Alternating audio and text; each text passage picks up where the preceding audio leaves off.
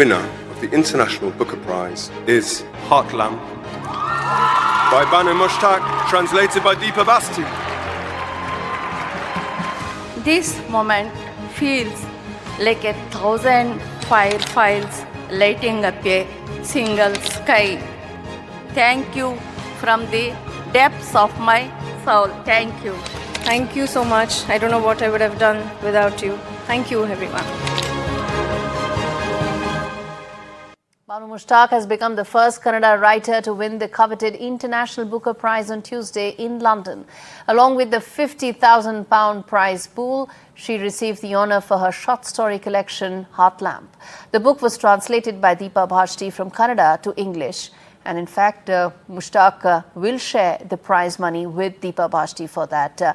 In fact, Mushtaq described this as a collective win of diversity while receiving the award at Tate Modern in London. Heart Lamp was amongst the 6 titles that were shortlisted by the jury, and they described the book as witty, vivid and moving.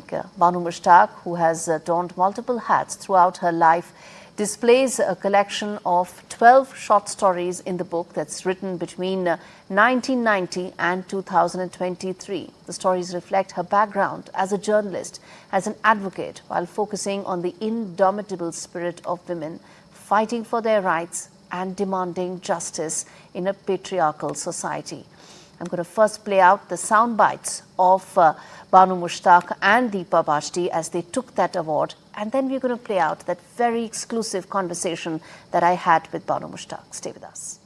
If I may borrow a phrase from my own culture, this moment feels like 1,000 fireflies lighting up a single sky, brief, brilliant, and utterly collective.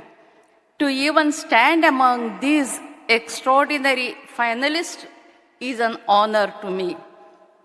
I will never forget, and I accept this great honor not as an individual, but as a voice raised in chorus with so many others. I am happy for the entire world, which is full of diversity and inclusiveness. I am happy for myself and my translator, Deepa Bhasthi. This is more than a personal achievement. It is an affirmation that we as individuals and as a global community can thrive when we embrace diversity, celebrate our differences, and uplift one another. This book is my love letter to the idea that no story is local, that a tale born under a banyan tree in my village can cast shadows as far as this stage tonight. To every reader who journeyed with me, you have made my Kannada language a shared home. It is a language that sings of resilience and nuance. To write in Kannada is to inherit a legacy of cosmic wonder. The story of the world, if you really think about it, is a history of erasures. It is characterized by the effacement of women's triumphs and the furtive rubbing away of collective memory of how women and those on the many margins of this world live and love. This prize is a small win in a long, ongoing battle against such violences. Elsewhere, there is erasure in the media and people's understanding of works of literature, of translators, and the work we do to bring what would otherwise be unread, uncelebrated texts to new and very different sets of readers. Which is why it is so heartening that the International Booker celebrates and places both writers and writer-translators on the same page, so to speak. Thank you, first and foremost, to the International Booker judges for loving these stories and my translation of them. And what a win this is for my beautiful language. Kannada is one of the oldest languages on earth, and I'm ecstatic that this will hopefully lead to a greater interest in reading and writing and translating more and from the language. And by extension from and into the magical languages we have in South Asia.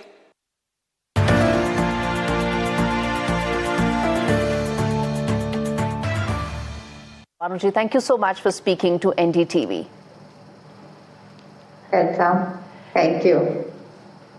Your writings have opened, your thought-provoking writings have opened up to the entire English-speaking audience through the translation by Deepa, and it really provided the kind of purpose that many Indian women were looking in terms of voicing their thoughts. And let me start by asking you, Banuji, how your writings are almost like a life's journey, chronicling experiences across 3 decades. How do you feel when it struck a chord with a global audience? Yeah, I'm extremely happy. It's an incredible journey I have gone through, because all this started during 2022, when one of my story was translated by Deepa Bhasthi and submitted to a contest. It was once again the same process, long-listed, shortlisted, and it won the contest. The part of the package was one complete book of that author would be published in English.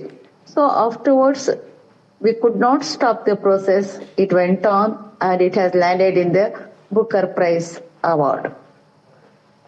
Indeed. Your writings, many feel, are actually a reflection of your personal experiences, isn't it? Of many women in Muslim societies, in patriarchal societies in India. What do you think the global English-speaking audience found most compelling in these experiences, in these stories? Yeah, global English audience, they were highly impressed by this characterization, the fiction, and the way of storytelling. They are impressed even by the style. They say it starts in an innocent way and gives an abrupt shock during the course of the story. And they are impressed by so many things that they discussed in my previous, interactions with the press and the Booker Committee, jury's speech, everything. I have come to the conclusion that it is a new thing that they are going through, because the entire stories which are in Heartland, they are socially committed pieces of their lives. They are individual experiences which have been documented by me, but it is not it is not only the real stories. They are not only the real experiences, but also it has grown in mind in a fiction, and it has come to this form which has been accepted by the global audience, and they are very happy. They are analyzing it, and they say this is not only it doesn't pertain only to Muslim women and only to South India. It has got universal quality. It can be applied to anywhere, wherever women are there. These types of issues, these types of turmoil, these types of emotional explosions, it can be traced universally in all the parts of the world. That is their, opinion. Indeed, human emotion has a universal appeal, and you were appealing to women across the world, isn't it? Some of the conflicts that they have, some of the turmoil that goes on in their minds, whether it's about family, social pressures, and of course the desire to follow your heart, isn't it? The subjugation of women. Yes. All these things, it has got universal characterization. I'm intrigued to ask you why was it that you chose Kannada as your language of expression? You're fluent in several languages, but you chose Kannada to express yourself. Why was that? The thing is, I am a Muslim. I have come from a traditional Muslim family, and our mother tongue is Dakhni Urdu. It is not as sophisticated as the North Indian Urdu, but it is a Dakhni Urdu wherein various colloquial influences are there. Even Kannada, Tamil, Telugu, and all local languages are mixed with this Dakhni Urdu, and it has got a quite different slang. And all my women folk, they studied Urdu earlier to me. But when I was admitted to school, I never studied Urdu properly. That's why my father got me admitted to the Kannada medium school. But afterwards, my parents, my grandfather, all they strived very hard to teach me Urdu and Arabic, and I have learned it. And I have translated from Urdu many books to Kannada. As Kannada is my medium of instruction, I feel it very fluent, and artistically I can convey and I can express in Kannada only, not in Urdu, not in English, not in any other language except Kannada. I cannot express myself effectively, fluently, artistically. Only in Kannada I can do it. It's That's why I write in Kannada. It's the language where you build bridges the most, isn't it? So, Yes. you mentioned about translation. I want to ask you, the translation is actually probably one of the most challenging parts, right? Because you want to keep the essence of your writing, but also ensure that it opens up to a global readership, global audience. How challenging was it? And what were the kind of discussions that you had with Deepa when Heart Lamp was being translated from Kannada to English? So during the translation, I took the decision that I should not meddle with her choice of stories, because all my stories there are about 6 collections published so far from 1990 to 2023, and among them there are about 60 plus stories. And I sent the entire volume to Deepa and asked her to select the stories whichever she likes, and she made a list of the stories and sent it to me, and I am comfortable and I am impressed by these stories, she told me, and I want to translate this. That's it. I said go ahead. I asked her whether she can make a choice of mine also, whether she can include it in these parts. 1 or 2 stories that I have suggested that also have been included in it. But I would like to say it is mostly the Deepa's choice prevails there.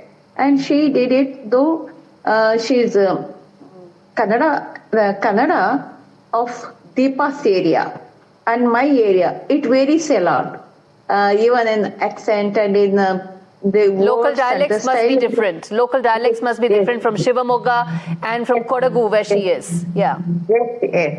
Even then, and she's also well versed with Urdu words and English. Though she's known she has known English, but she also tried her level best to know that I have used a lot of Urdu words, because some of these stories are from the Muslim background. So I easily use namaz, asar, isha, janaza, masjid, all these things, they come as a natural and organic way in my stories. And Deepa, she mentioned them as it is. She retained that original essence in the translation also. And thereby, that is why even the English-speaking people also liked that translation, because that essence and taste of Kannada and regionality and local taste has been retained in the translation. That is also one of the reasons. Indeed. It's actually a very challenging part to be true to the author and also true to the story as well as the audience. So it's a challenging task, which brings me then to also ask you about one thing, that how do you see your award, this recognition, acting as a catalyst in terms of promoting more regional literature from India? There are lots of other regional authors, their stories waiting for to be discovered. Do you think your award, your recognition will act as a catalyst for promoting some of them? Yes, of course. It influences. I do agree with you, because Indian literature and Indian local literature is having high potential. And this potentiality is not exposed to the entire world, because it is only sectarian. It has limited to its geographical limitations. It has been adapted. But of course, my stories were previously translated to Malayalam, the Tamil, Hindi, Punjabi, these local, that is Indian languages. But when even English translation was also there, but in one bulk there was no translation of mine.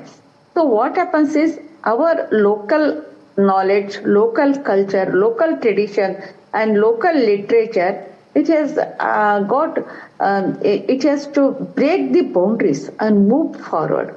These boundaries, not only for men but for literature, this boundary is not a good thing. It has to be shattered, it has to be broken, and it has to be translated into various other international languages, that too to English language, because from English it will be translated to all other world languages. That's why. And the major thing is, in India we are consciously ignoring the translation of our works to English. It has to be speeded up. It has to be taken up by the government, by the NGOs, I think, by the Sahitya Academy, Sahitya Pradhikara, etc. These organizations should take initiative in this connection. I think it's stories like yours that act as that inflection point, catalyst for regional literature to be embraced in a larger way. And you write about the fact that English audiences should be exposed to some of the stories which are universal in nature but get trapped because of a certain language barrier, which brings me to ask you a question that many want to sort of come by, which is that literature has this universal appeal. It has a power to unite people, unify people across the board. What would you like to say in terms of several language controversies that we are seeing around in India itself, given the fact that language actually has the ability to unite rather than divide? Yeah, there are, I say in India, there are about more than 700 languages. And most of these languages are Indian originated. See, language, it will be pleased, it will be accepted, it will be spoken, it will be appreciated by all the people. Now, in the entire India, people love to be multilingual. It's not a sin to be multilingual. But when language becomes politics, the politics of language, all these things are happening due to the politics of language. This politicalization of the language, and wherein there are certain apprehensions from one quarter of people that language is used to dominate and subjugate the entire population. That apprehension is giving lot of controversies, has opened up some controversies, and this shady imposition of the language, it should be stopped. That's my opinion. Because everybody welcomes a language, and everybody wants to speak in a language of their convenience, and there is no hatred against any language. But the politicalization of the language, that is where the problem starts. Absolutely. Consciously, it should be avoided.